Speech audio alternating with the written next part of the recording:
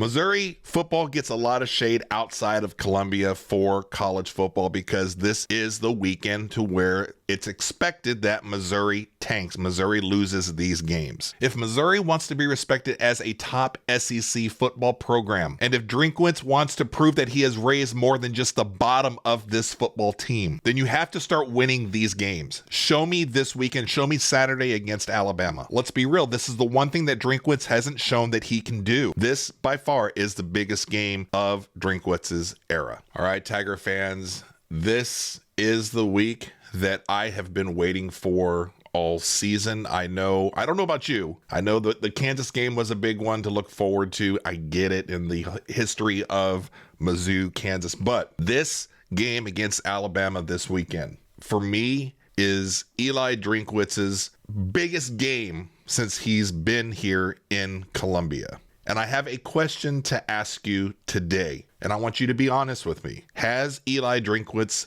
raised the bottom of this program, or has he raised the top of this program? You know what I'm asking? I think a lot of us that root for the Missouri Tigers that live either in Columbia, live in Missouri, or have, gone out of the state as our lives have progressed on, but we're still Tigers at heart. We kind of wonder, and we get a little annoyed at the national disrespect for Missouri. Now, a lot of people can say, well, what have you guys done to deserve that kind of respect? Totally get it. Understood. But that's why I am asking that question prior to this week's game against Alabama. Have we raised the bottom, or have we raised the top of this program since Drinkwitz has arrived here in Columbia? And the more I think about it, especially over the last couple weeks, we had the bye last week, I think it's safe to say, my personal opinion, I think it's safe to say that Eli Drinkwitz has absolutely raised the bottom of this program. We definitely don't go into those games to where you're supposed to win and then put up a big stinker of a game. You remember, I grew up in the early 90s rooting for the Tigers, went to school between 94 and 97. So I've seen some just awful seasons. I've experienced some awful. You remember that early 90s game against Texas A&M? It was like 80-0 or something crazy. It's just awful. But here we are, 2025. Tigers sit 5-0 for the season. And I am wondering, are we considered one of the better teams in the SEC? And for me, looking back just within the Drinkwitz era, I'm looking at the schedule and I'm looking at the games that we have played, the games that Drinkwitz has played in. And for me, the only game that kind of stands out, that's kind of a summit plant your flag moment, I think, unless there's a game that's escaping my memory, which is part of the problem. There's not a lot to consider, is the Tennessee game, where we go into Knoxville, beat Tennessee, whoop their butts, and that is the start of Tennessee being a very good SEC program. That is it. I know some people will say, well, 2 years ago when we played Ohio State in the bowl, that one doesn't count. That was a game Ohio State didn't even have their best players. They could care less about that game. Those kind of bowl games where Missouri beat Ohio State in the bowl game, that a lot of us will point to and say, oh, Missouri's beat Ohio State. That one doesn't count.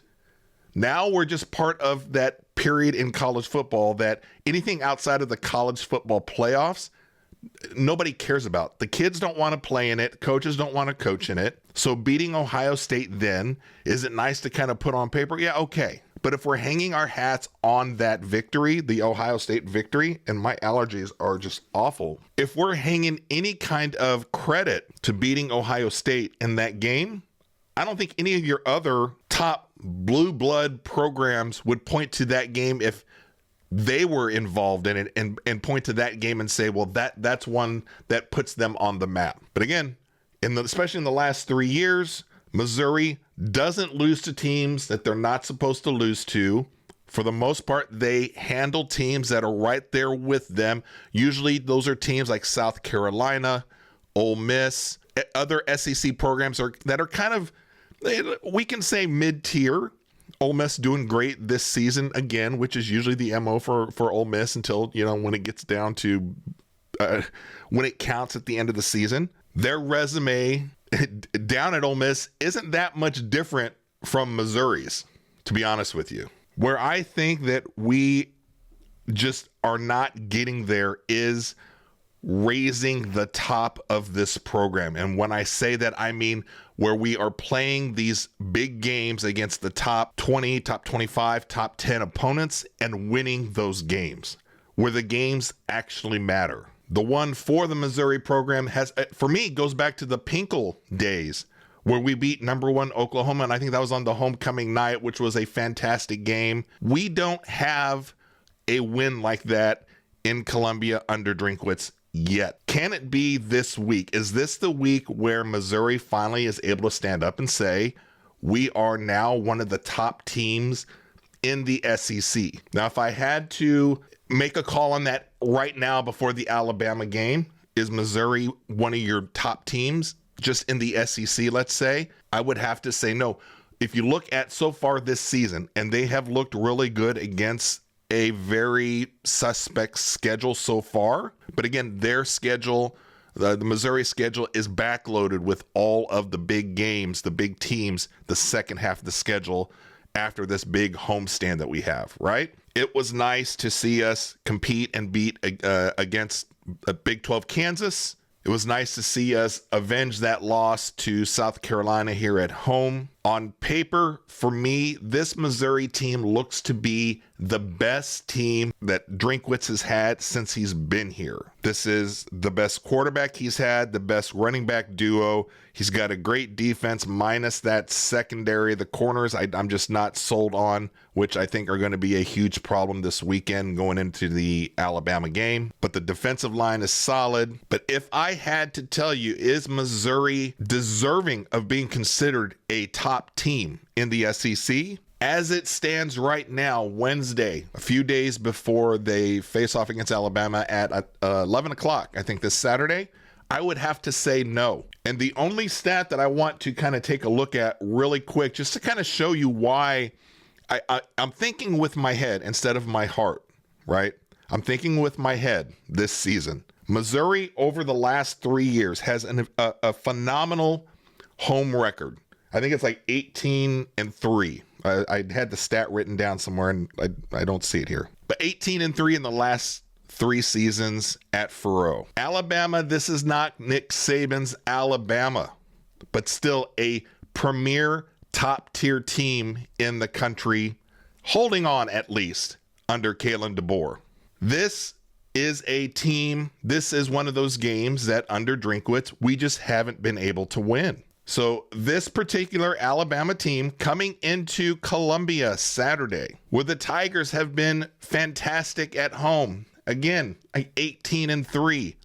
Tigers are underdogs. I think it's a 3-point. I think they're 3-point dogs at home against Alabama. That stat right there, that's showing you that just collectively, nationally, among other people where money is on the line, the Tigers, this program is not there. But as with any story, there has to be a turning point, right? And as a Missouri Tiger fan, Missouri Tiger alum, and wholeheartedly believing that this is the best team that we've had, and I do think a really good team that has a great chance of beating Alabama to get that victory, that first big victory for Drinkwitz. Now, I, like many others going into this season when we did our game prediction, our schedule prediction, I have the Tigers going, I think, 7-5 for the season. And probably like most of us, we had them 5-0 going into this game. Now, where I differ from most people going for the second half of the season, the second half of the season is going to be brutal. If I'm thinking with my head, if this is the same Tiger team that we have seen over the years, especially under Drinkwitz, this is where we start just running into those problems. Remember last year, momentum was high. We go off to Texas A&M, gets curb stomped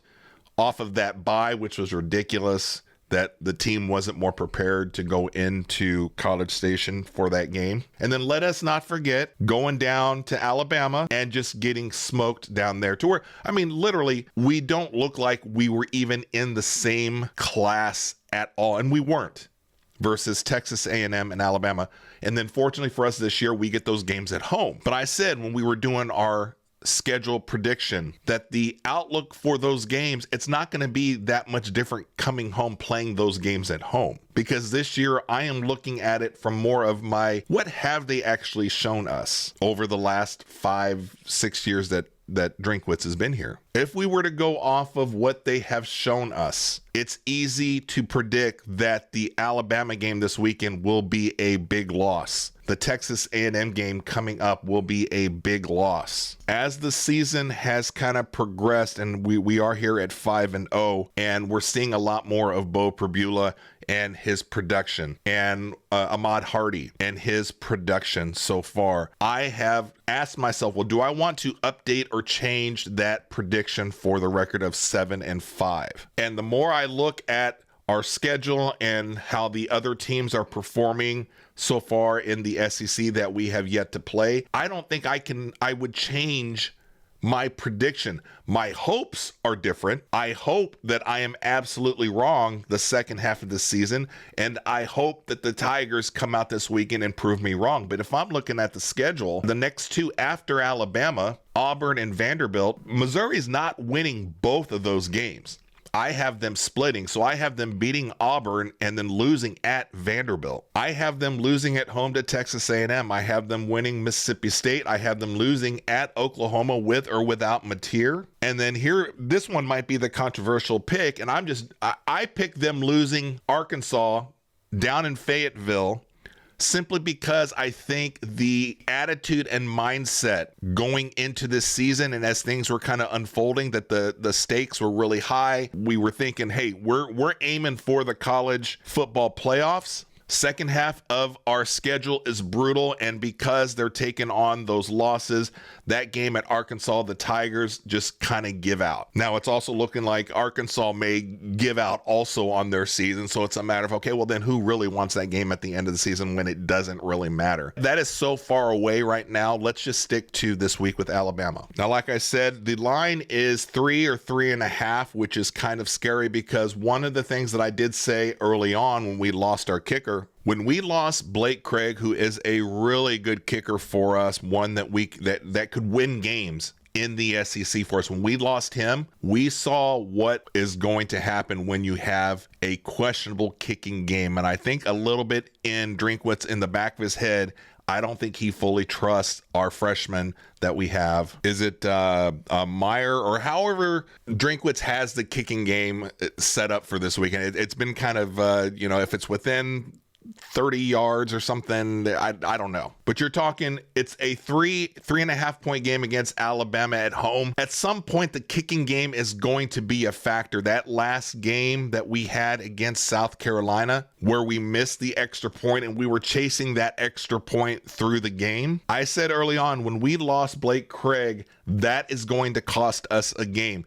Is it just a coincidence that the game this weekend has Alabama favored by 3.5, a very close game, and it should be a very close game? It will come down to something happening with the Missouri kicking game that causes us to lose this game. I don't feel good with Caden Green still maybe out for the game. I'm not looking forward to seeing the Ryan Williams-Toriano Pride matchup for the weekend, but it still should be a good, exciting game, a good college football game. As it stands now, this is the biggest game in Drinkwitz's history here at Missouri, and if he does win this game, each and every subsequent game after will be his biggest game going forward, which means something, which says something here in Columbia. If we're talking about college football playoffs, and I know Drinkwitz has been out there saying, look, it shouldn't be a pageantry thing for, trying to talk your way into getting into the college football playoffs. For me,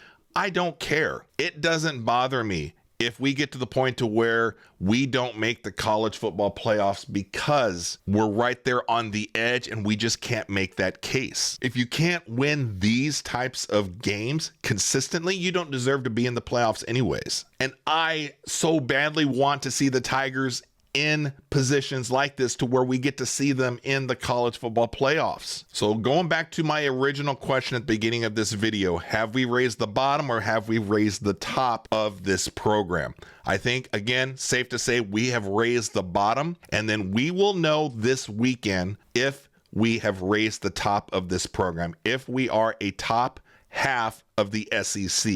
And then ask me again at the end of the season if we are and deserve to be one of the better teams of the SEC. Should we be in the mix for being one of the top teams playing in the SEC championship, playing in the college football championship game? We're just getting into the college football playoffs. Missouri football gets a lot of shade outside of Columbia for college football because this is the weekend to where it's expected that Missouri tanks, Missouri loses these games. And the question is going to be, is this team truly different? We'll find out Saturday if they can finally win a big game like this. This, by far, is the biggest game of Drinkwitz's era.